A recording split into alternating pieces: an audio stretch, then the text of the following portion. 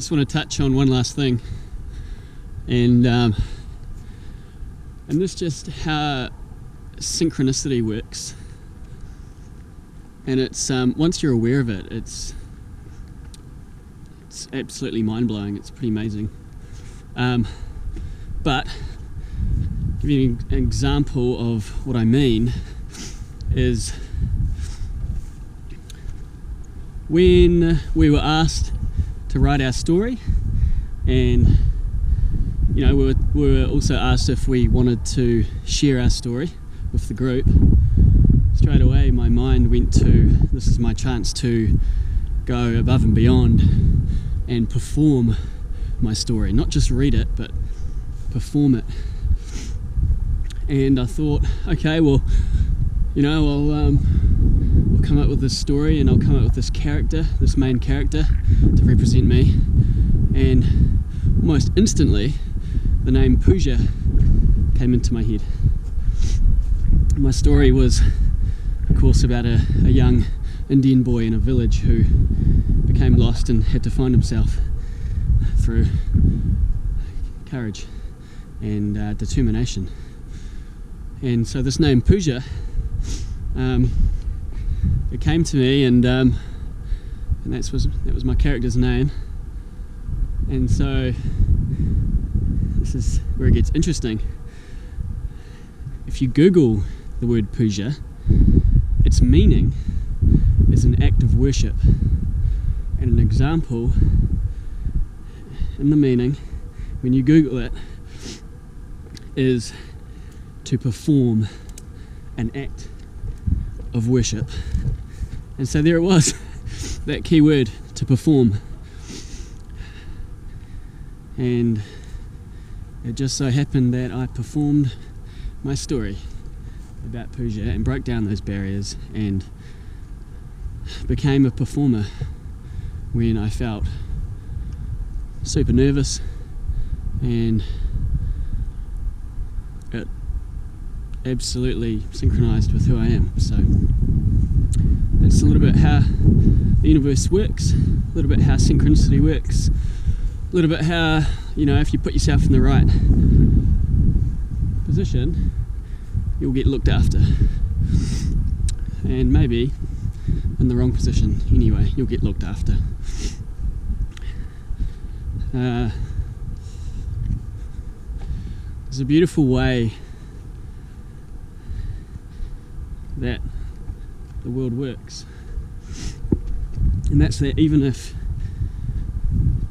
things are shit, and even if it's raw and tough, it's got a purpose, all of it.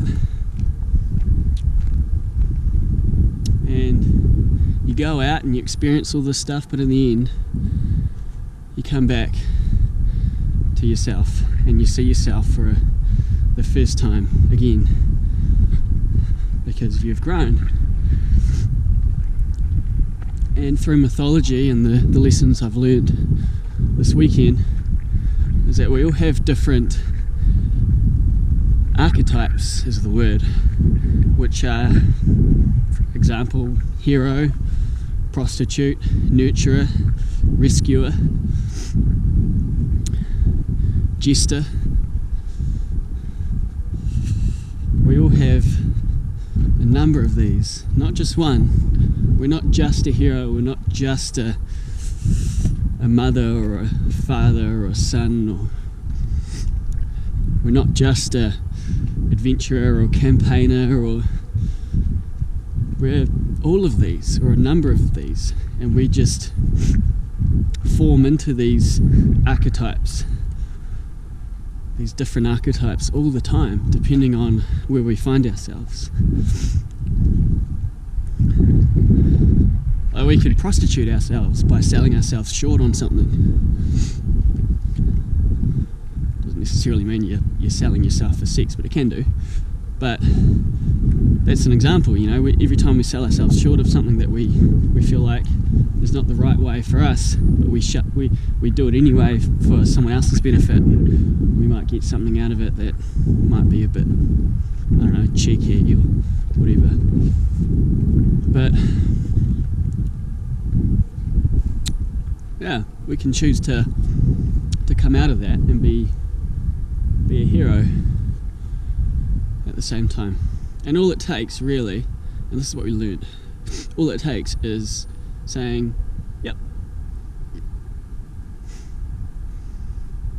yep,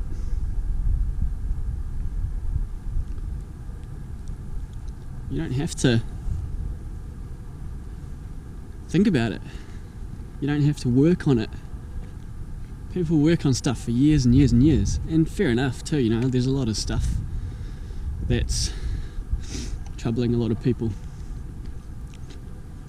and holding people back, but at the end of the day, you've got the power to just say, yep.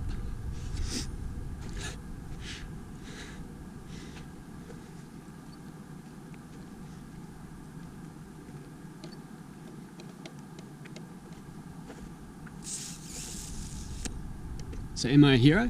Yep. Am I a performer? Yep.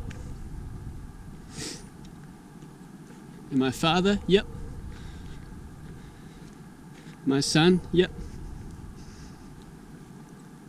My brother? Yep. My friend? Yep.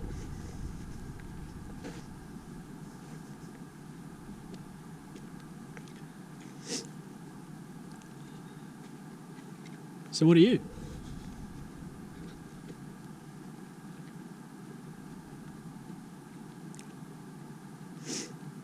What are you?